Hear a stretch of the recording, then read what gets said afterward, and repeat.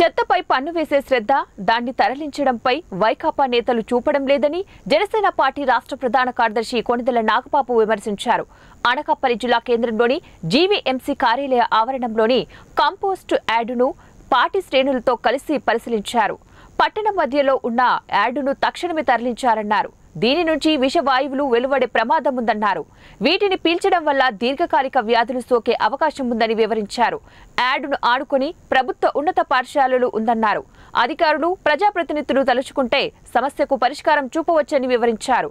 అనకాపల్లి ఏలమంచిలి నియోజకవర్గాల ఇన్ఛార్జీలు పరుచూరి భాస్కర్రావు, సుందరపు విజయ్ కుమార్, నాయకులు తాడి రామకృష్ణ, మల్ల శ్రీను, కామరాజు తదితరులు పాల్గొన్నారు. సో వీటన్నిటిని కూడా మనం చేయడానికి first forget about the central government, state గవర్నమెంట్స్కి బాధ్యత ఉంది. ఎవడు చావు వాడు సావని మనకేంటి అనుకుంటే ఏం చేయలేము.